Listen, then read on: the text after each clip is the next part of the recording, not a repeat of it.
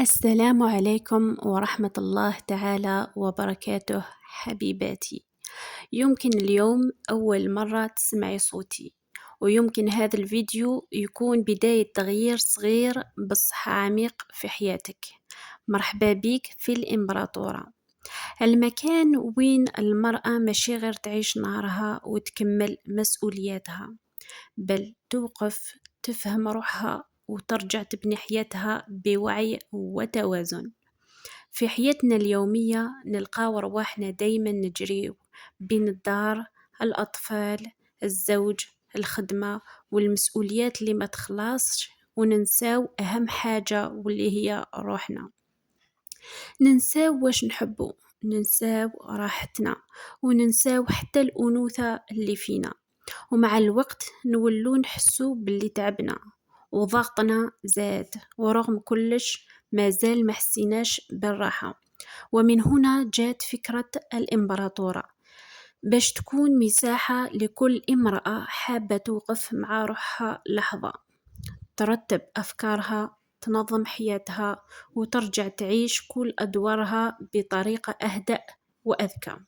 في هذه القناة راح نحكيو على كل ما يخصك: كيفاش تنظمي بيتك بدون ما تتعبي، كيفاش تكوني أم حنونة ومرتاحة، كيفاش تعيشي علاقة زوجية متوازنة، كيفاش تنجحي في حياتك بدون ما تضغطي على روحك، وكيفاش تبقي أنثى مهما كانت الظروف.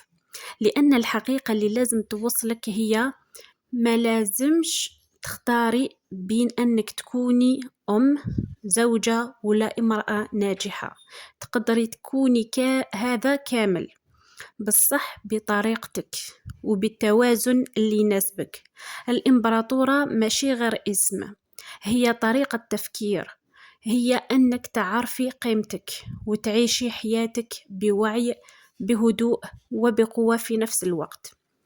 وإذا كنت حاسة باللي حابة ترتاحي، تنظمي حياتك وترجعي لروحك من جديد، فأنا نقولك أنت في المكان الصح. هنا راح نمشيو مع بعض خطوة بخطوة، بلا ضغط، بلا مثالية، غير وعي، توازن وتطور حقيقي. ديري اشتراك وخلي هذه القناة تكون بداية نسخة جديدة منك. كوني واعية، كوني قوية، كوني الإمبراطورة. ونلتقي في الفيديو الجاي بإذن الله تعالى، والسلام عليكم ورحمة الله تعالى وبركاته.